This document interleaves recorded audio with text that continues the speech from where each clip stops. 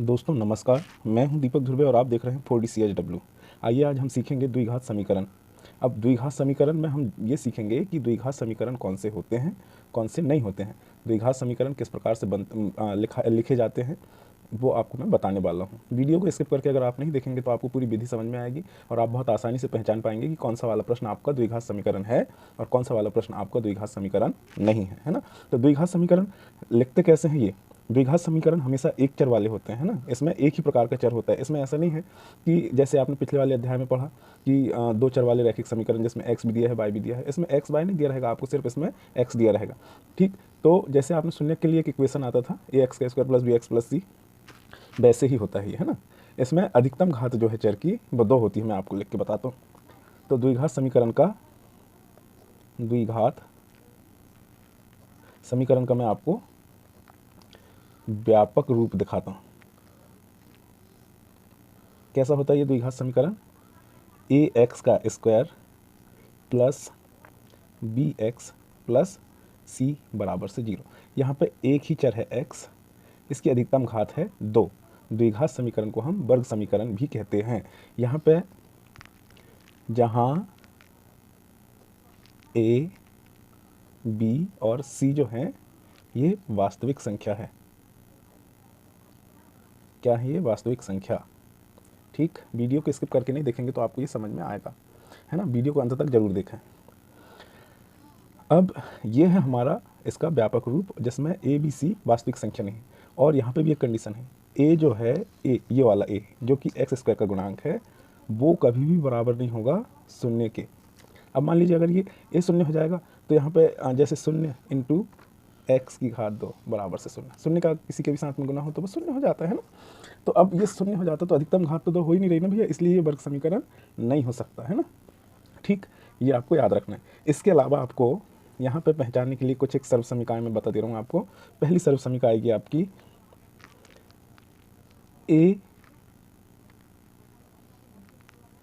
Plus B का वर्ग या ए प्लस बी का होल स्क्वायर, ए का स्क्वायर प्लस बी का स्क्वायर प्लस 2ab, है ना। मैं इसको ऐसे ही लिखता हूँ, आप इसको बदल के भी लिख सकते हैं कि ए का square plus 2ab plus B का स्क्वायर लिख सकते हैं आप, कोई तकलीफ नहीं है ना। राशियों को आप आगे पीछे लिख सकते हैं मगर उसके साथ में चिन्ह प्रॉपर होना चाहिए आपका, जो धन है तो धन और ऋण है तो ऋण। दूसरी लिख लीजिए आप ए माइनस बी का होल स्क्वायर। ठीक, तो इसका होता है ए का स्क्वायर प्लस बी का स्क्वायर माइनस 2ab। ठीक, बहुत सारे के लोग, मैं आपको बता दूं कि 70% लोग इसको यहाँ पे लिखते हैं, मैं इसको ऐसे लिख देता हूँ, इससे कोई फ़र्क नहीं पड़ता है। ठीक, इससे कोई प्रकार से कोई फ़र्क नहीं पड़ता, इससे ये आसान हो जाता है कि इसको कैसे विस्तार रूप में लिखें करके, है ना। ठीक, इतना आपको समझ में आएगा होगा। एक और सर्व समीकरण है, अगर चाहें आप तो लिख सकते हैं, नहीं तो इसकी ज़रूरत बहुत कम पड़ेगी आपको। ए का स्क्वायर माइनस बी का स्क्वायर, इसके बराबर से होता है बेटा ए प्लस बी एक कोष्टक में और दूसरे कोष्टक में ए माइनस बी। वीडियो को अंत तक जरूर देखें, तब जाके आपको ये सब समझ में आएगा, है ना। और आप एकदम फटाफट, अगर आपने पूरा वीडियो देख लिए तो चुटकी बजाते आप पहचानेंगे कि कौन सा वर्ग समीकरण है करके। ठीक, ये हैं कंडीशंस। ठीक, अब हम करते हैं एक प्रश्न जो कि दिया हुआ है हमको आपकी टेक्स्ट बुक में। मैंने NCERT की कक्षा 10 की बुक लिया है। ठीक, इसका मैं एक प्रश्न हल करता हूँ। हमारे पास में प्रश्न है, पहला प्रश्न है x प्लस 1 इसका होल स्क्वायर, इसके बराबर से दिया हुआ है 2 इंटू एक्स माइनस 3।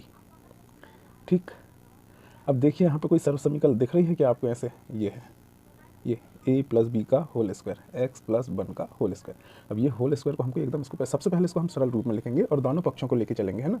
बहुत सारे लोग एक एक पक्ष लेके चलते हैं, मैं दोनों पक्ष से आपको समझाने की कोशिश करूँगा। आपके दिमाग में किसी प्रकार का कोई शक नहीं आएगा या आपके दिमाग में कोई डाउट न रहे। मेरा मतलब सिर्फ आपको सरल गणित समझाना है। ठीक, अब हम यहाँ पे हल करते हैं बेटा। अब यहाँ पे कौन सी सर्व समीकरण लगी, एक रफ काम कर लें आप। ठीक, x प्लस 1 का होल स्क्वायर और a प्लस बी का होल स्क्वायर, है ना, ये सर्व समीकरण। तो ये क्या होती है हमारी, a का वर्ग धन b का वर्ग धन 2ab। ठीक, अब इसको अगर हम लिखेंगे तो पहले वाले पद का वर्ग, है ना, धन दूसरे वाले पद का वर्ग धन 2 ए की जगह में है x गुणित 1 b की जगह में है। ठीक, तो इसको कैसे लिखेंगे, x का स्क्वायर प्लस 1 प्लस 2x। ठीक, इसको ऐसे लिख लेंगे और अब हम घातों को घटते क्रम में ऐसे जमा लेते हैं, तो x का स्क्वायर प्लस 2x प्लस 1। ठीक, आशा करता हूँ कि आपको वीडियो बहुत अच्छी लग रही होगी, है ना। तो आप इसको स्किप करके नहीं देखें, है ना। अगर स्किप करके देखेंगे तो आपको पता नहीं चलेगा कि मैंने क्या कर दिया है करके। ठीक, तो हम इसको क्या लिख सकते हैं बेटा, इसको लिख सकते हैं हम x का स्क्वायर प्लस 2x प्लस 1। कैसे लिख सकते हैं, सरल समीकरण से, है ना। तो इसकी जगह में क्या लिख देंगे हम, x का स्क्वायर प्लस 2x प्लस 1 इसके बराबर से ये 2 का गुना यहाँ, इसी 2 का गुना यहाँ चिन्हों के साथ में, है ना। तो 2 का गुना x से होगा तो 2 और x, 2 का गुना 3 से होगा तो 2 का गुना 3 से होगा तो 6। ठीक, समझ में आ रहा है, वीडियो स्किप नहीं किया तो आपको समझ में आ रहा है ना।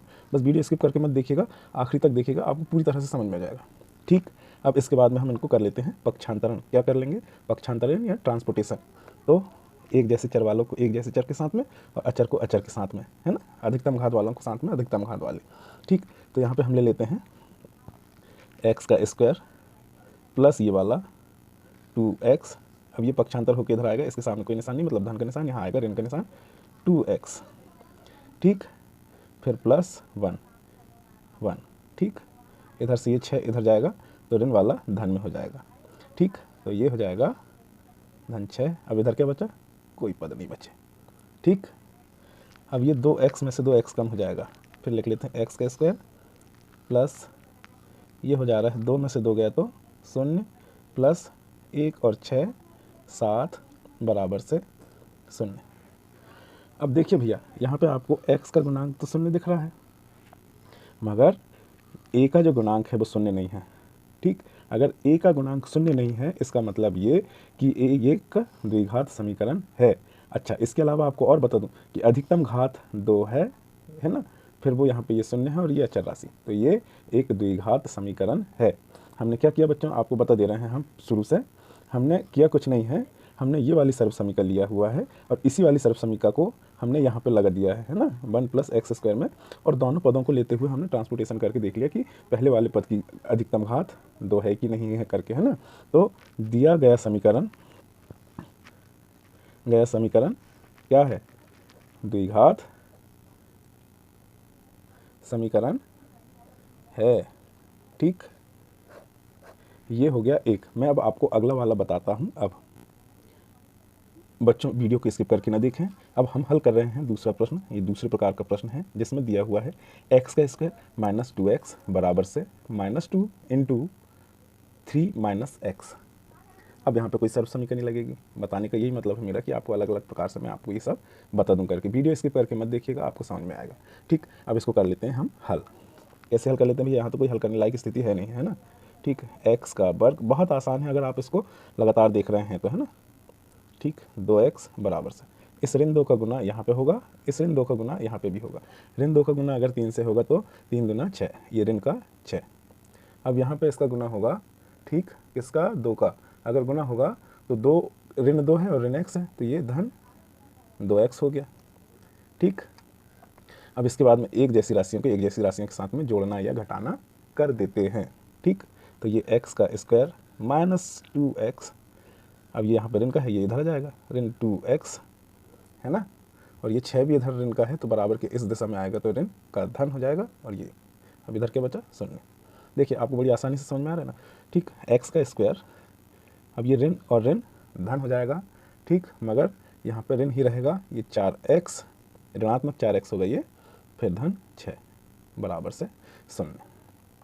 ठीक, अब आप यहाँ पे कह सकते हैं कि आपकी यहाँ पे अधिकतम घात कितनी है, 2 है। आपका a जो है वो उसका मान 0 नहीं है। ठीक, तो यहाँ पे आप लिख सकते हैं कि प्राप्त समीकरण कौन से रूप में है भैया, ax square plus bx plus c बराबर 0 के रूप में है। ठीक, और क्या नहीं है, a का मान जो है a बराबर नहीं है 0 के, है ना।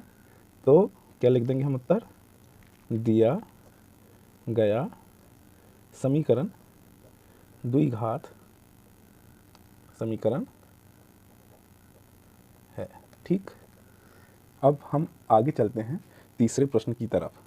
अब ये थोड़ा सा अलग प्रकार का प्रश्न है। वीडियो को अगर आपने स्किप करके नहीं देखा है तो मेरा दावा है कि आपको यूट्यूब में ऐसा कोई समझाने वाला नहीं मिलेगा जिस प्रकार से मैंने आपको बताया है। x ऋण 2 x धन 1 बराबर से x ऋण 1 x धन 3। ठीक, ये अलग अलग है। अब इसमें क्या होगा भैया, अब दो कोष्टक हैं, इसमें अभी तो आपको एक वाला बताया था कि कैसे गुना होता। अब इसमें होगा यहाँ से यहाँ इसका, फिर ऐसे, और यही गुना होगा यहाँ से ऋण 2 का x के साथ और इसी का होगा इसके साथ। समझ में आया आपको। ठीक, अब यहाँ पे हम कर लेते हैं गुना, दोनों पक्ष को लेके चलते हैं ना।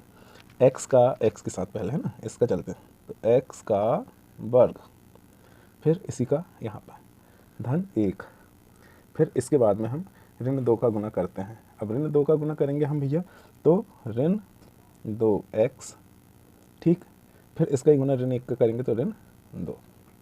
ठीक, अब ये चारों पद हमको एक साथ मिल गए, ये कोष्टक हट गए।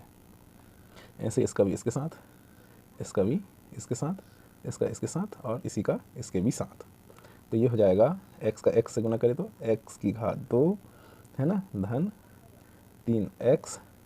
अब ये हो गया इसका दोनों पद के साथ। अब इसी का ऋण x, ठीक है, ऋण x। अब इसके बाद में हो जाएगा ये क्या, ऋण x के बाद में हो जाएगा ये ऋण 3।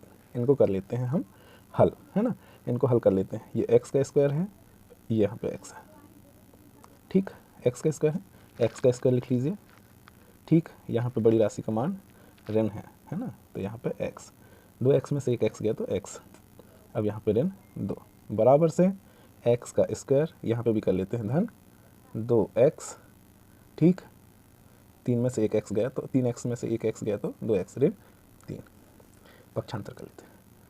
एक्स स्क्वायर इस पक्ष में है क्या, हाँ है, धनात्मक है तो यहाँ ऋणात्मक है। अब ये ऋण x, यहाँ का ये ऋण x आ गया। ठीक, अब इधर में x वाला पक्ष है कि ये है, हाँ, ऋण 2x। ठीक, अब यहाँ पे ये ऋण फिर से, अब इधर में अचर राशि 3 ऋणात्मक है तो धनात्मक हो जाएगी। ठीक, आशा करता हूँ कि आपको वीडियो बहुत पसंद आ रही है। अगर आपको वीडियो पसंद आ रही है तो वीडियो को लाइक करें और हमारे चैनल को सब्सक्राइब करें।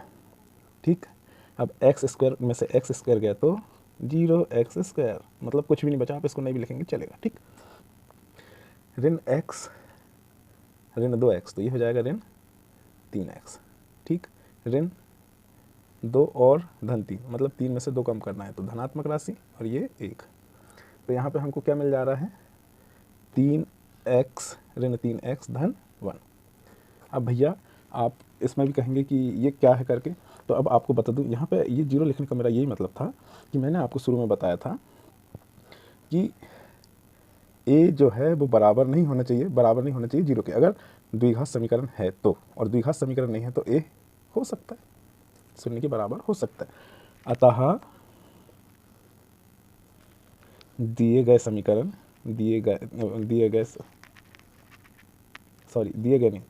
अतः प्राप्त समीकरण ax का square plus bx plus c बराबर 0 को संतुष्ट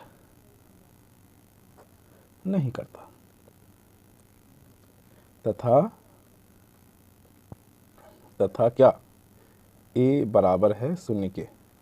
अतः दिया गया समीकरण क्या नहीं है, द्विघात समीकरण नहीं है। मैंने आपको लगातार 3 प्रश्न हल करके बताया। बाकी के जो भी प्रश्न हैं आप उनको होमवर्क समझ के हल करें, और अगर आपको कहीं परेशानी आ रही है कमेंट बॉक्स पे लिखें कि आपको कहाँ पे परेशानी आ रही है, मैं उनकी सॉल्व आपको दूंगा, है ना। ये था हमारा द्विघात समीकरण का परिचय, द्विघात समीकरण पहचानना कि हमको किस प्रकार से द्विघात समीकरण पहचानना है ना, और किस प्रकार से इसको हल करना है। द्विघात समीकरण की व्यापक रूप आपको सर्वसमी का बताया और कंडीशंस बताया, है ना। तो आशा करता हूँ आपको वीडियो बहुत पसंद आई होगी। अगर आपको वीडियो पसंद आई है तो वीडियो को लाइक करें, चैनल को सब्सक्राइब करें। मिलते हैं अगले वीडियो के साथ में, तब तक के लिए जय हिंद।